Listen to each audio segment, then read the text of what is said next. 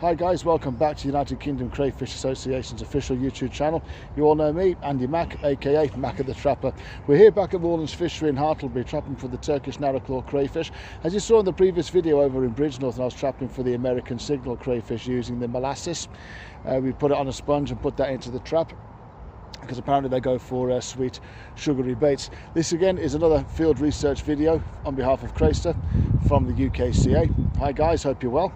I'm going to be doing the same thing here guys, hunting for the Turkish narrowclaw crayfish, because apparently according to from the research that I've done, the Turkish narrowclaw prefers, I think personally prefers sweeter baits, more sugar based baits. So we're going to be doing the mollasis research here at the fishery. As you can hear by that horn, that means the match is over. These guys will have to weigh in their catch, which means I can get on the water. Happy days. All right. So we're going to be doing the same thing here again, guys. Okay, we're going to be looking at the effects of mollasis on the Turkish narrowclaw. We're going to be hunting using trapping using sponges with the mollasis actually on the sponge. So I want to do that once in front of you to see how that goes into the water, and then we're going to come back in 4 days' time to see what the results are. Okay, let's take a look at that, guys, and see how it's done. Okay guys, like I said earlier, we're going to be using the mollasis, the Lyle's Black Treacle for bait here. Official field research on behalf of Crayster USA. Does this stuff work with the Turkish narrowclaw crayfish? Let's take a look and see. I'd also like to mention as well, forgot to mention earlier, that I'm going to do a bait comparison as well. I've just been told by one angler that they've been using mussels, seawater mussels, as bait on this lake for carp, but they've also been pulling in quite a few crayfish. Good news. Okay, so we're going to be doing a bait comparison. Okay, is it better with mussels or is it better with the black treacle? I'm sure this will work. I'm sure that will work. I'm sure they'll probably both work. But like I say, we're going to leave them to soak overnight, or probably for the next couple of days. Come back and see how that compares. Okay, so basically, what we're going to do this is, if you excuse me. Okay, I'm going to take one of these sponges, stick it into that stuff there, black horrible gooiness, and stick it into this trap.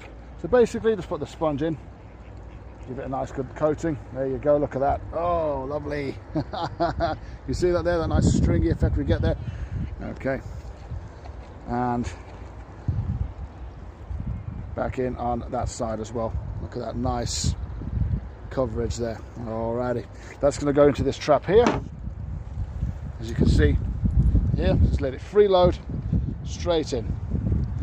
The reason why I'm doing that, not putting it into a bag as yet, I want to see it, make sure that it circulates well and that there's no problem. Okay, what we're also going to be doing, guys, is attaching floats to this trap. So let me just get this bagged up, let me just get this all secure. I'll stick the float on it, you'll see what I'm talking about. Okay, it's going to be one moment to make sure this trap's secure, and we're going to put it into the lake. The reason why we're putting blue floats on it, guys, is to make sure that the anglers on the lake know where these things are. That's the reason why also we use the high visibility white line as well. Okay, so we're going to be using the high visibility white line and the mollasis on this lake to see how that compares with the other lake over there, and the other anglers are on for the Turkish narrowclaw crayfish. Okay, so it's going to get this all secure, attach the float to it. I'll show you how that's done so you can obviously try that yourself, and we'll take it from there. Okay guys, so I'll see you in a minute.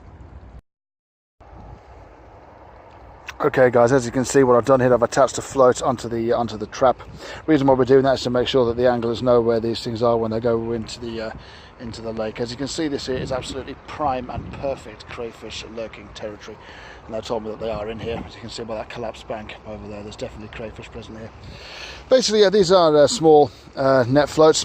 These are available from Coastal Nets online. Fantastic supplier of professional fishing baits and professional fishing equipment. A pack of 10 of these guys is about £6. If you go onto www.coastalnets.co.uk or just do a Google search for Coastal Nets in Dorset, quality, fantastic, British-made professional fishing float. Okay, so we're going to stick that in the water now, guys, as you'll now watch.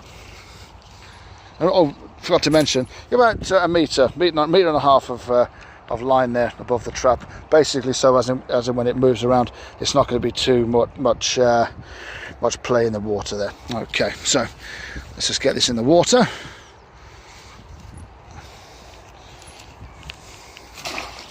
As you can see there, that float now being dragged down to the bottom, so the anglers now know that there's a trap in that area.